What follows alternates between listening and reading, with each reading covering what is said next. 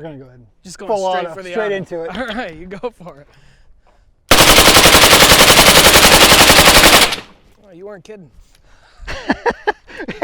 It's not often you get to fire full auto, so it's fun to just rip through the whole thing. Yeah, I got another mag. Hell yeah. Okay, here we go. It gets hot. See if I can hit that steel a couple times. Okay.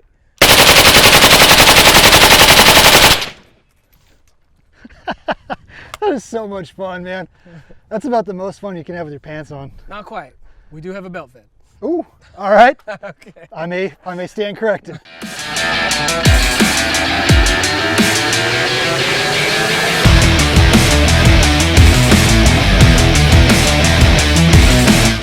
What's up, guys? Thanks for checking out the bullet points. You may have seen our last video where we had Adam from OSS come out, talk about the flow-through technology that OSS has been putting in their suppressors lately. So I was so impressed with that, we had to bring Randy out to talk a little bit more about these. So you guys have a brand new 22 suppressor that just came out, right? Can you tell us a little bit about that one? Yeah, so this is our new Rad 22. It's rad because it's rad, but realistically, it uses radial grooves on the outside edge, and this is kind of what the coils look like on the inside of our Helix models.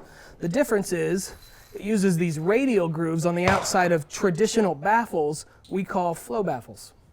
So basically, it's the same concept, it's the same flow-through technology, but maybe in a more simplified, I guess, fashion. So with one of these, it's basically one of these with another one sleeved over it and another one sleeved over it, so that you get the it's layers of Yeah, that stuff, okay. right? You get multiple layers, right? Well, when you're building a 22 can, right, you have a maximum diameter that you have to work with if you want to make sure it clears pistol sights. So we were taking into account all those different things. It couldn't be over a certain size. It couldn't be over a certain length, weight, diameter. It had to sound really well, even at the muzzle, which is usually something we don't pay too much attention to.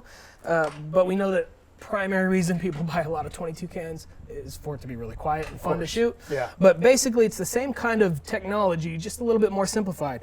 Instead of that blast chamber, like a traditional can, it's very similar. The gas is going to expand in that first chamber and then immediately route through these radial grooves, flowing forwards, and then eventually out these 3 holes in the front of the cap. Got it. Right?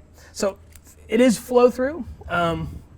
Some have stated, flow through technology, it's really not that big of a deal when you're shooting 22, and honestly, you'd probably be right.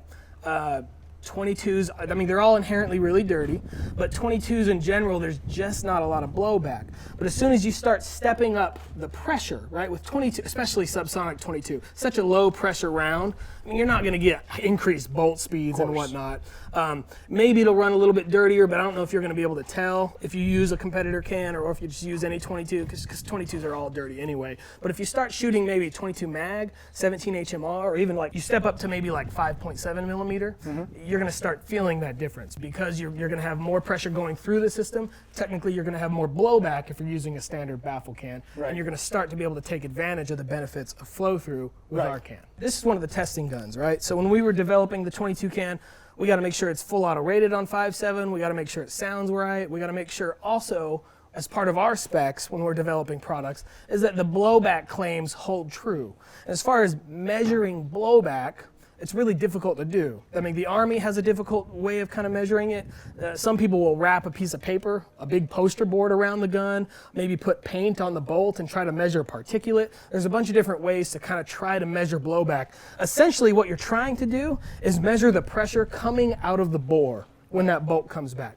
Well, on most guns, that increased pressure will also directly increase the bolt speed. So in a way, you could kind of measure blowback by just measuring bolt speed. So these crash dummy stickers here on the front, basically we have a high-speed camera, and there's software in there that will basically recognize these points, and they'll put 2 on the rifle and then 1 on the bolt carrier right here, and we'll take a baseline without a can. So they're measuring the speed in high speed or slow motion or whatever. You're measuring the speed of the bolt as the rifle is unaltered, right? And then you'll be able to put, like, say, a baffle can on here. We do this with, like, our standard rifles all the time.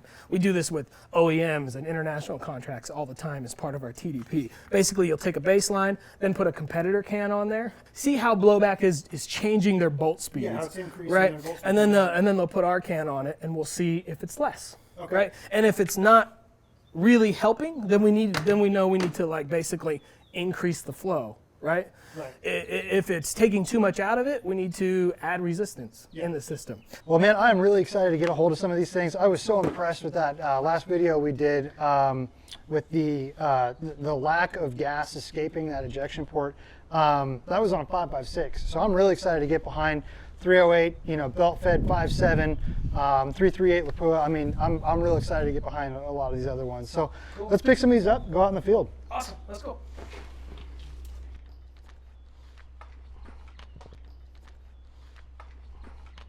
All right, guys, we've got the Rad 22 by OSS here. So I got it on a Mark IV Lite. Let's see how this thing runs. Holy shit, dude. Yeah, it's not bad. That's...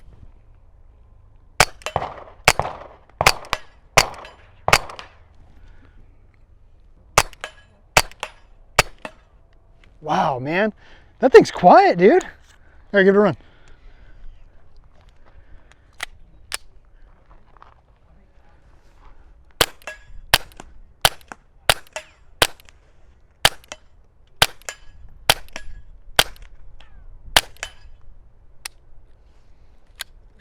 That thing ran great. Yeah. So, I mean, no reliability issues. I mean, you've got all the gas going out the front. Yeah. You know, it runs clean. I'm looking at the bolt on this thing, and there's not a lot of carbon buildup.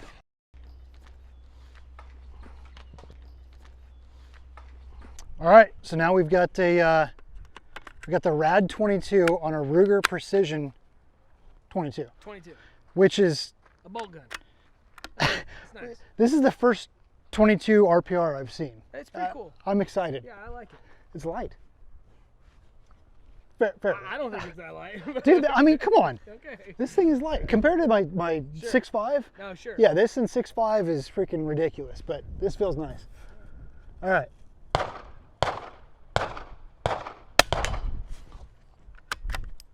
Holy crap. Sounds pretty good. That is nuts, man.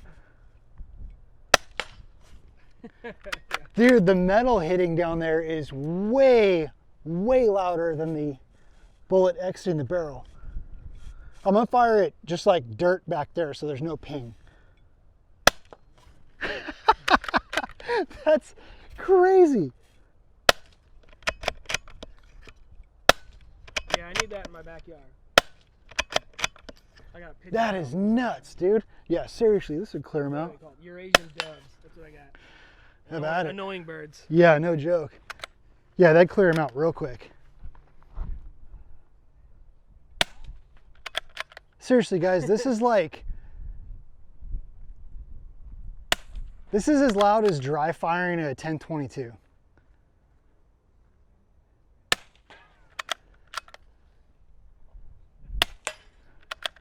Yeah, that ringing the metal down there is way louder than the actual. There you go. Just kind of reach it back again, push it back. There you go.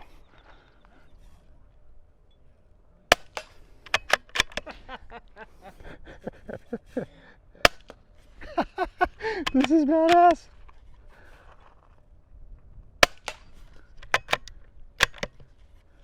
All right, one more. That doesn't feel like shooting. No, it's crazy. It's like I mean, there's no recoil at all. Like there's no sound at all. That's nuts, dude. I mean, I swear to you guys, like the sound on this end is as quiet, if not quieter, than just dry firing a 1022. Yeah. And what's that? 35 yards, 40 yards to that metal, and it is significantly louder than the noise over here.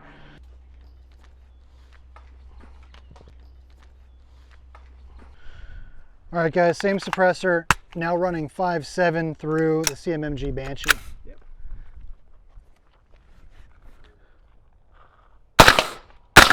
Holy crap, dude. See all the gas right out the front of that. That's crazy. So I don't even notice it before coming out the front of the can. Yeah. You could audibly see the 3-port blowing gas. That's cool, man. If you guys look over here. Yeah.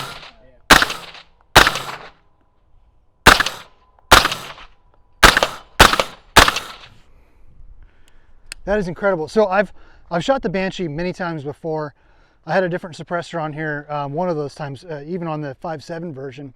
And being that high pressure of a round and being a 22 suppressor, I felt a whole lot of gas coming out last time. Oh, really? I mean, in my in between my sunglasses and everything, this is absolutely incredible. This shoots so smooth.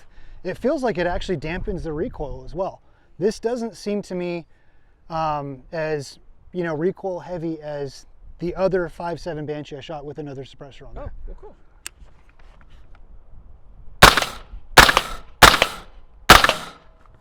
Oh man, this thing's so much fun. Everybody good? Yep. All right, test fire.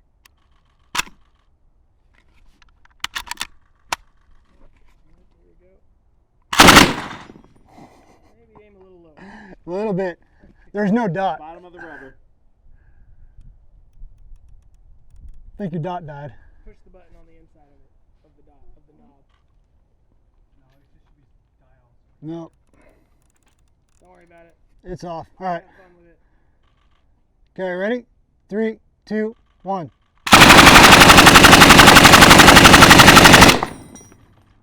These are fucking hot. Woo! That was fun.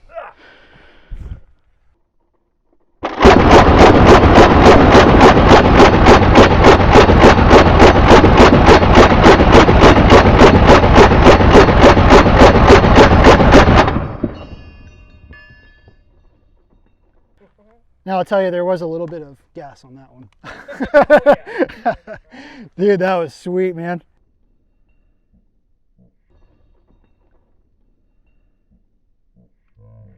Well, guys, thanks for tuning into our dive into OSS suppressors. Randy, thanks so much for coming out, dude. You bet. The Rad 22 is exactly that, man. That is a rad little suppressor. I like it a lot. Thanks for bringing all this stuff out, and a huge thank you to Silencer Shop who put this this deal on today. For all your suppressor needs, cruise over to silencershop.com. You'll be able to read up on specs, availability of all these things, and check out their kiosk system. Even if you're not in Central Texas, you can have silencers shipped to your local FFL through their kiosks and everything. So make sure you guys check that out. But again, big thank you to Silencer Shop. Big thank you to OSS. Thanks, brother. You bet. See you guys next time.